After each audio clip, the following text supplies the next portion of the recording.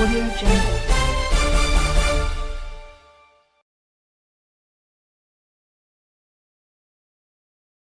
ఆహారంలో iron deficiency ఎందుకు వస్తుంది? భూమిలో లేకపోతే వస్తుంది. భూమిలో పోషకాలు లేకపోతే పంటలో ఉండవు, పంటలో లేకపోతే మన ఆహారంలో ఉండదు. కేవలం కొనుక్కుంటున్న దాంట్లో నుంచి వస్తాయని కూడా కాదు, మనం తింటున్న మనం క్యారెట్లో పోషకాలు ఉన్నాయనుకుంటున్నాం, ఈరోజు ఆ క్యారెట్లో ఆ పోషకాలు లేవు. పాలకూరలో పోషకాలు ఉన్నాయనుకుంటున్నాము, ఆ పాలకూరలో పోషకాలు లేవు. భూములు పాడే అయితే వరి విస్తీర్ణం ఎందుకు పెరుగుతుంది? అసలు వరితో సమస్య ఏంటి? నా చిన్నప్పటి నుంచి నేను వరి బియ్యం తింటూనే ఉన్నాను కదా, మరి ఎందుకు సమస్య వచ్చింది అన్నది అందరూ అడిగే ప్రశ్న. అందరూ బియ్యం తింటూనే ఉన్నాం కదా, ఈరోజు కొత్తగా ఎందుకు సమస్య వచ్చింది అని ఇక్కడ కొంచెం టెక్నికల్ విషయం మనం అర్థం చేసుకోవాలి. వరి పొలాలు నీళ్ళల్లో కూడా ఉండగలిగిన పంట, వరి నీళ్ళల్లో కూడా ఉండగలిగిన పంట. దాంతో ఏమైందంటే వాటర్ హార్వెస్టింగ్ స్ట్రక్చర్స్, వరి భూములన్నీ కూడా, వరి పైసే భూములన్నీ కూడా వాటర్ హార్వెస్టింగ్ స్ట్రక్చర్. వర్షం పడితే నీళ్లు నిలబడితే అక్కడ వరితో చేసుకుంటారు, నీళ్లు ఇంకి భూగర్భ జలాలు పెరిగేవి, ఆ నీళ్లు రెండో పంటకు వాడుకునేవారు. 60 నుండి 70 తర్వాత ఏమైందంటే మనం అన్ని భూములలో నీళ్లు పెట్టడం ప్రారంభించాము. పెట్టిన నీళ్ళు ఇంకిపోతున్నాయని చెప్పేసి దమ్ము చేయడం ప్రారంభించాము. ఎప్పుడైతే దమ్ము చేస్తామో నీళ్లు ఇంకవు. నీళ్ళు ఎప్పుడైతే ఇంకవో అది కింద హార్డ్ ప్యాన్ లాగా తయారవుతుంది. వేర్లు కానీ గాలి కానీ లోపలికి ఏమీ వెళ్ళదు. దానివల్ల నీళ్లు బయటకు వెళ్తాయి. పడలింగ్ ప్రాబ్లం.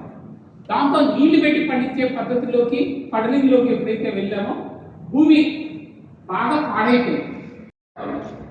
దానివల్ల నీళ్ళు ఏది కిందకి వెళ్ళట్లేదు. మనకి ఎంత వర్షం వచ్చినా అవని పరిస్థితి. అంటే వ్యవసాయ పద్ధతిలో వచ్చిన మార్పు కూడా గమనించాలి మనం. అది ఇంత ముందు ఉన్నట్టుగానే ఉన్న వరి పద్ధతి పండించే పద్ధతి కాదు. దాదాపు 42% విస్తీర్ణం పెరిగింది వరి. చేయాలి, మనం వ్యవసాయంలో ఎట్లా తట్టుకొని నిలబడాలి, ఇంకా ప్లానింగ్ ఏంటి, 2034, 47 దాకా ఆహార ధాన్యాలను ఎట్లా వ్యవసాయంలో ముఖ్య పాత్ర అంటే మార్కెటింగ్ కానీ, పోషకాల విలువలే కానీ పెంచడమే కానీ, గ్రో చేయటం అంటే పండించడం, వీటన్నిట్లల్లో అవగాహన తెచ్చుకోవాలని ఈ మీటింగ్లు ఇప్పుడే నేను ఇదే రోజు పాల్గొనడం జరిగింది. కాకపోతే దీంట్లో మొన్ననే 1 నెల కింద కొత్త ఇన్నోవేషన్ నేను చేశాను కదా. ఇది వరిలో బియ్యంలో వచ్చిన నూకల్ని రిజల్ని 1 క్వింటాలు, 1 ఎకరాకు 1 క్వింటాల్ నూకల్ని వేస్తే అదేమైంది, 10 రోజుల చల్లిన తర్వాత యూరియా చల్లినట్టు చల్లిపించిన తర్వాత 10 రోజులలోనే చేను పచ్చబడ్డది. నూకలు చల్లి 70 నూకలు చల్లి ఎట్లా అయింది అని చూస్తే ఇంకా మిగతా 4 మడులు ఉన్నాయి. 1 మడిలో చల్లాను, అది పచ్చబడిపోయింది. ఇంకా 3 చల్లిపించాను మళ్ళీ, అవి కూడా పచ్చబడిపోయి ఆ కడల పైన బాగా గ్రీన్, డార్క్ గ్రీన్ అయిపోయింది.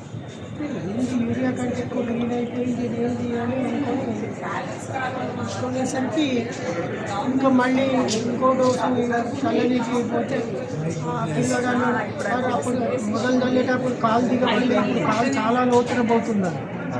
అంటే దాంట్లో మైక్రోబ్స్ అనేది, సూక్ష్మజీవులు అనేది బాగా ఇది నూకల ద్వారా ఉన్న సేంద్రియ పదార్థాలన్నిటికీ దిగబాటు వచ్చి కలిపి ఏం లేకుండా పోయింది.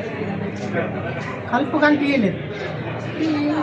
కలుపు ఎప్పుడే కానీ వరి కోసే చాలా వస్తుంది కదా. అంచులకు కూడా, ఒడ్డు అంచులకు కూడా అడుగు దాకా దూరం దాకా కలుపు లేదు, మధ్యలో లేదు, ఎక్కడ లేదు.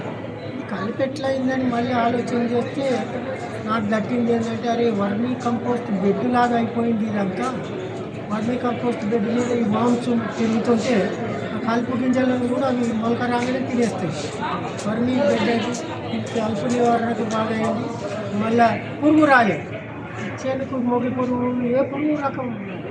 మళ్ళీ నేనే అనుకున్నా, ఇది మనకే లివర్ ఉన్న వాళ్ళకి అన్నం డైజెస్ట్ అయిపోయింది. లోకలు ఆ చెట్టు అది తీసుకుంటే దానికి రిపలెంట్ అయిపోయింది, చీడపీడలకు అది రాకుండా అయిపోయింది.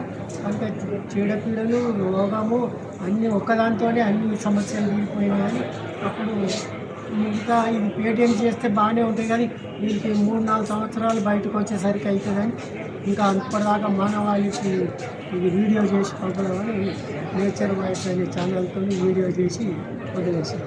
అట్లనే ఇప్పుడు టీవీ ప్రసారాల వల్ల ఇప్పుడు అందరికీ పాపులర్ చేయాలి.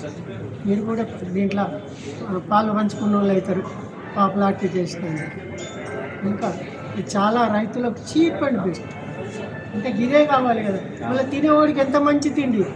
ఆ మట్టి వాసన చూస్తే కమ్మటి వాసన వస్తుంది. ఆ నూకలు వెదగలిగిన మట్టి, బురద మట్టి అయినా. అంటే నేను ఎప్పుడు బురదల కమ్మటి వాసన చూడలేదు. ఈ నూకలు చల్లిన తర్వాత వస్తుంది. నూకలు అయినా నూకలు లేని వాళ్ళు బియ్యం చల్లుకున్నా వస్తుంది.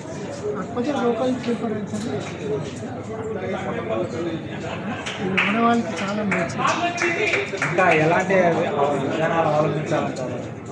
పెట్టుబడి ఇంకా మెట్టపైలు దొరకగడ్డి ఉంటుంది. చిన్న చిన్న మొక్కలు చేసి ఒక డ్రిప్ దగ్గర చేసి దాన్ని లేదా ఆమ్లం పిండి లేదా ఏదైనా పిండి మన గోధుమలు కానీ సోయాబీనే కానీ అది పిండి వేస్తే కుళ్ళిపోతున్నప్పుడు వాతావరణంలో ఉన్న నైట్రోజన్ లాక్కుంటాయి. అది లాక్కొని చెట్టు వేసి అది పండ్ల తోటలు, పామాయిల్ కానీ పండ్ల తోటలు కానీ అన్ని పండ్ల తోటలు కనుక ఇది ఇంత నేను అసలు 26 ద్రాక్ష మొక్కలు తీసేద్దాం అనుకుని నిండా కాపొచ్చేసింది ఈ గడ్డి వేయటం. గరక గడ్డి అంటే పూర్వం మన పూర్వీకులు గ్రామం బట్టిన ఇంత గరక పూసలు వేస్తే దాన్ని గరక పూసలు వేస్తే ఆ గ్రామం పీడనం ఉండదు. అట్లా ఈ గరక అనేది అట్లా పనిచేస్తుంది. సో ద్రాక్ష బాగుంది. పాత మొక్కలకు వేసిన తీసేద్దామన్న మొక్కలు ఫుల్ అయిపోయినాయి, కొత్త మొక్కలాగా వచ్చేసి. అంటే గరకమాయనే కదా.